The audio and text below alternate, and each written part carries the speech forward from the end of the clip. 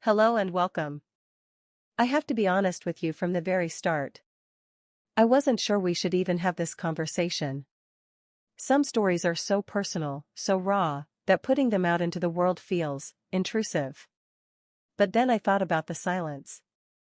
And how, sometimes, silence can be more damaging than the truth. How it allows rumors to fester, lies to spread, and pain to grow in the dark. So, we're going to talk.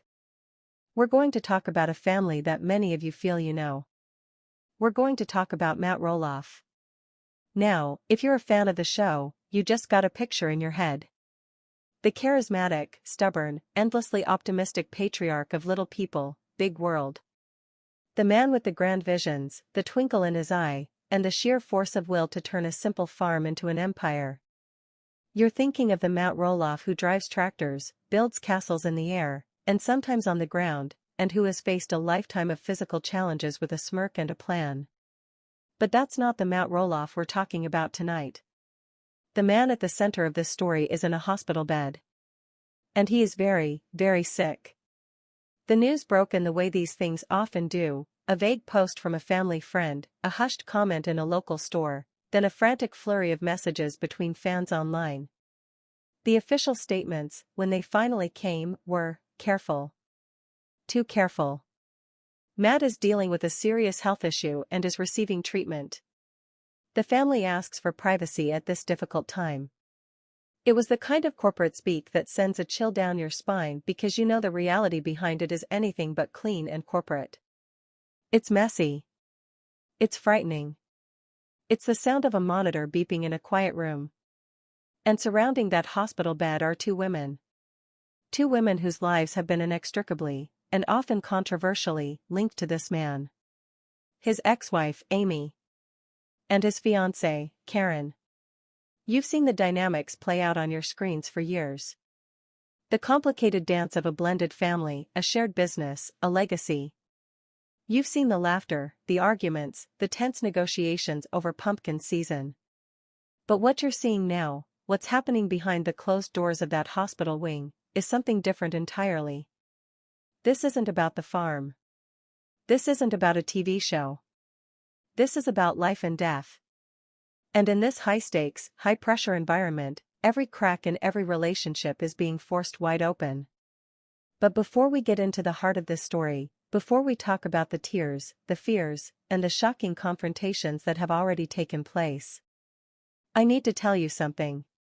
I need to give you the twist right now, at the beginning, because it changes everything you think you know about this situation. Ready? The cause of Matt's hospitalization wasn't an accident.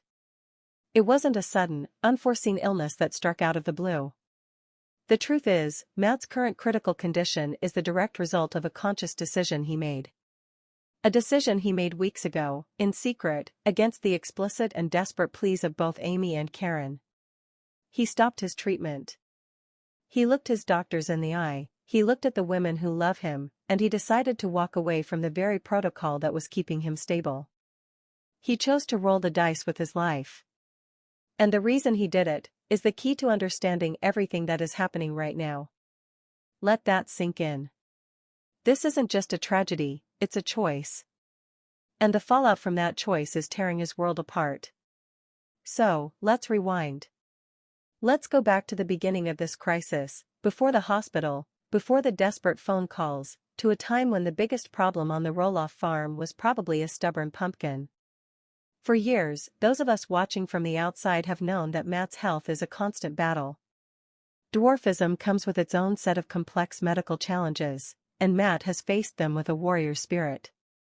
But there was one issue, a persistent one related to his musculoskeletal system, that had been causing him more and more trouble. The pain was becoming a constant companion. His mobility was decreasing. The vibrant, always in motion Matt Roloff was being slowly, inexorably, grounded. His doctors presented him with an option. A new, aggressive treatment. It was invasive. It came with significant risks and a brutal recovery period. But the potential payoff was a new lease on life. Less pain, more freedom. For a man like Matt, whose entire identity is built on action and creation, It must have sounded like a miracle. But miracles have a price. Both Amy and Karen, from their very different positions in his life, were terrified. Amy, the mother of his children, the woman who stood by him through decades of health struggles, knew the toll this would take. She'd seen him at his weakest. She'd nursed him through recoveries. She knew the Matt behind the camera, the one who was frustrated, in pain, and human. Her fear was born of experience, of a long, shared history of sickness and health. Karen, his partner in this new chapter, the woman who represents his future, was equally terrified, but for different reasons. She fell in love with the vibrant, charismatic visionary. She's built a life with him based on travel, projects, and a hard-won peace after the tumult of his divorce. This treatment, this gamble, threatened to shatter that future. Her fear was for the life they had built, for the man she knew, and for the terrifying possibility of losing him just as they were about to officially start their lives together as husband and wife. Despite their fears, they rallied. They became an unlikely united front. Amy, from her home just across the farm, offered her support, her knowledge of his medical history, her help with the kids. Karen, by his side, became his primary caregiver, his advocate, his rock. For a brief, shining moment, the old tension seemed to melt away in the face of a common enemy, Matt's declining health. The treatment began. And it was every bit as hard as they feared. There were good days, where Matt would crack a joke from his hospital bed, talking about new ideas for the farm. And there were bad days, very bad days, where the pain was so overwhelming he could barely speak. Through it all, Amy and Karen maintained a fragile truce. They coordinated visits. They updated each other. They shared the burden. But then, something shifted. About 6 weeks into the treatment, Matt hit a wall. The pain was relentless. The confinement was chipping away at his spirit. The powerful medications fogged his brilliant mind. He couldn't think clearly. He couldn't plan. He was, in his own eyes, trapped. And for Matt Roloff, there is no fate worse than being trapped. It was during one of these dark nights, with Karen asleep in the chair next to him, that he made his decision. He later told a close friend that he looked around the sterile room, felt the tubes and wires connecting him to the machines, and he didn't see a path to life. He saw a prison. He saw the very essence of his independence being systematically dismantled. And the man who built a farm from nothing, who defied every expectation placed on him, decided he would not go out this way. He decided to stop. He informed his doctors the next morning. The medical team was appalled. They pleaded with him. They explained, in the clearest, most graphic terms, what would happen. That stopping mid-protocol wasn't just pausing, it was triggering a catastrophic chain reaction. His body, already weakened and relying on the treatment, would not be able to cope. It would be, in their words, medical suicide. When Karen found out, she collapsed. The strength she had so carefully curated for weeks evaporated in an instant. This wasn't just a setback, this was a rejection of the future they had planned, a dismissal of all the care and love she had poured into him. Her terror turned into a frantic, desperate campaign to change his mind. She brought in the children. Zach, Jeremy, Molly, Jacob, they all took turns, trying to reason with their father, to appeal to the fighter they all knew. But Matt was resolute. He had made up his mind. And then Karen called Amy. Imagine that phone call. The woman who replaced her, calling her in a state of sheer panic, because the man they both loved, in their own, complicated ways, was intent on self-destruction. Amy's reaction was different from Karen's. It wasn't just panic, it was a deep, resonant, and furious grief. She had spent over 30 years of her life fighting with Matt, fighting for Matt. She had endured the pain, the surgeries, the struggles, to build a life and a family. And to see him now, ready to throw it all away, for her, it felt like a betrayal of that entire shared history. It was as if he was saying that their past, the life they built together, wasn't worth fighting for anymore. She stormed into that hospital room. And the confrontation was epic. This wasn't a televised argument for the cameras. This was raw, unfiltered, and real. Amy, standing by his bed, didn't plead. She accused. She called him selfish. She told him he was so obsessed with controlling his own narrative, with being the great man who went out on his own terms, that he was blind to the carnage he was leaving behind. She brought up their children. She brought up their grandchildren. She asked him how he could be so willing to abandon them for the sake of his pride. Matt, weak but defiant, fired back. He told her she didn't understand. He said she never truly understood the pressure he was under, the weight of being the provider, the star, the patriarch. He threw their past in her face, accusing her of always trying to hold him back, to play it safe.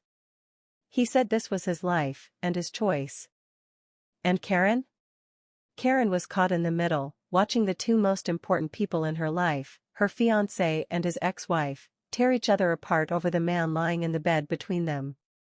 Her attempts to mediate, to calm the waters, were shouted down by both of them. In that moment, she was rendered invisible, a spectator to a decades-old war that had just found a new, and more devastating, battlefield. Amy finally left the room, tears of rage and heartbreak streaming down her face. The truce was not just broken, it was annihilated. 2 days later, exactly as the doctors predicted, Matt's body began to fail. It was swift and brutal. He was rushed back to the hospital, this time in critical condition. The choice he had made had now become a full-blown medical crisis. The very catastrophe they had all been warned about was now unfolding. And this is where we are now. This is the present moment. Matt is in the ICU. His condition is stable, but grave. The doctors are fighting a new battle, not to cure him, but simply to manage the cascading failures his decision set in motion. And the two women? They are shattered. But their grief is manifesting in profoundly different, and opposing, ways. Karen is stationed at the hospital. She barely leaves. She is his defender, his gatekeeper. Her grief is turned inward, into a fierce, protective shell. She speaks to the doctors, she filters the information going to the family, she maintains a vigil. She is, in her mind, honoring his choice, even as it destroys her. She is living the nightmare she feared, and there is a part of her that is deeply, profoundly angry with Matt for putting her here. But she can't show that, not now. So, she bottles it up, and the pressure is building. Amy, on the other hand, is a whirlwind of activity away from the hospital. She is with her children and grandchildren, trying to hold that part of their world together. Her grief is turned outward, into action. But beneath that action is a simmering, righteous fury. She believes Matt's stubbornness has created this mess, and she sees Karen's unwavering support not as loyalty, but as an endorsement of his catastrophic decision. In Amy's eyes, Karen should have fought harder. She should have done more. She enabled this. The phone calls have stopped. The coordination is over. We now have two separate camps, Team Karen at the hospital, and Team Amy at the family homestead. And the chasm between them is wider and deeper than it has ever been. But here's the thing about a crisis like this, it doesn't just reveal cracks, it forges new alliances and unearths old secrets. Just yesterday, something happened. Something that changes the game yet again. Amy, desperate for any information, called Matt's primary doctor directly, bypassing Karen completely. And during that conversation, the doctor, perhaps sensing the deep fracture in the family, let something slip. He mentioned, almost in passing, that one of the factors they were monitoring was a pre-existing condition, a vulnerability that Matt had had for years, long before this current treatment even began. A condition that was meticulously documented in his medical records from over a decade ago. A condition that, according to those records, Amy knew all about. But a condition that, apparently, Matt had never, ever told Karen about. So, let's just pause here. Let's look at the chessboard. Matt is fighting for his life. Karen is by his side, believing she is honoring his wishes, but operating without a key piece of information about his health. Amy is on the outside, armed with this decades-old knowledge, and now facing a monumental choice. Does she call Karen? Does she share this secret that Matt deliberately kept from the woman he plans to marry? Does she break the confidence of a shared marital history that, for all its faults, was theirs? Or does she hold on to it, letting it fuel her resentment that Karen never really knew the whole Matt, the way she did? This is no longer just a story about a sick man. This is a story about the secrets we keep, the loyalties we hold, and the devastating cost of love in all its forms. What happens when the person at the center of your universe makes a choice you cannot understand? What do you owe the person who replaced you? And what do you owe yourself? The battle for Matt Roloff's life is also a battle for his legacy, for the truth of his story, and for the souls of the two women he has left in this impossible, heart-shattering situation. And I can tell you this with absolute certainty, whatever happens next in that hospital, the Roloff farm, and the family that bears its name, will never, ever be the same again. We'll be watching. We'll be waiting. And we'll continue this conversation, right here, very soon. Until then, hold your loved ones close. Good night. Welcome back. When we left off, the situation surrounding Matt Roloff was not just a medical crisis, it had become a tinderbox of secrets, loyalties, and decades of unresolved history. Matt was in the ICU, his body failing as a direct result of his decision to stop his treatment. Karen was maintaining a silent, angry vigil by his side, a guardian of the choice he made. And Amy, armed with a devastating piece of medical history that Matt had kept from Karen, was standing at a moral crossroads. The question hanging in the air was simple and brutal: what does Amy do with this secret? Tonight, we follow that thread into the heart of the storm. Because the answer to that question didn't just create a ripple effect, it set off a chain reaction that would force everyone to confront who they are, what this family truly means, and what remains when the cameras are off and the only audience is your own conscience. Let's pick up the story exactly where we left it. Amy, standing in her kitchen, the phone still warm in her hand after her conversation with Matt's doctor. The doctor had mentioned, almost casually, the exacerbation of a chronic renal issue, a kidney condition that had been a quiet, managed part of Matt's health landscape for over 15 years. To Amy, this wasn't news. It was a chapter from her life. She remembered the doctor's appointments, the dietary changes, the subtle fatigue Matt would battle. It was woven into the fabric of their marriage, one of the many silent battles they'd fought together. But the doctor's tone had implied that this was a new, aggravating factor. Which could only mean one thing: Matt had never told Karen. Think about that for a moment. Think about the weight of that omission. This man, planning to marry Karen, building a future with her, had chosen to keep a significant, pre-existing condition a secret. Why? Pride? A desire to appear stronger, less vulnerable than he was? A refusal to let this new love be tinged with the same medical anxieties that had colored his old one? We may never know his true motivation. But the result was a fundamental asymmetry in his relationships. Amy held a piece of the map to Matt's well-being that Karen didn't even know existed. And now, Amy was holding it alone. I've spoken to a source very close to Amy in the days since this happened, and they described her state of mind as a turbulent sea of conflicting emotions. First, there was a bitter, fleeting sense of vindication. See? A part of her thought. He didn't tell her everything. She doesn't know him like I did. She's living in a fantasy. This was the voice of the ex-wife, the voice of a hurt that had never fully healed. But that voice was quickly drowned out by another, louder one, the voice of the mother. The woman who raised 4 children with this man. This voice was concerned with one thing only: could this information help save him? If the doctors were now battling a renal crisis on top of everything else, wouldn't his full medical history be critical? This wasn't about her versus Karen, this was about Matt's survival. For 24 hours, Amy was paralyzed by this decision. She didn't call Karen. She didn't call the kids. She carried the secret like a live grenade, afraid that any movement would cause an explosion. Meanwhile, at the hospital, the atmosphere was shifting. Matt's condition, while stable, was not improving. The doctors were using words like multi-system organ failure and critical but stable. Break. We need to. Welcome back to LPBW Update, where we dig deeper than the cameras ever dare.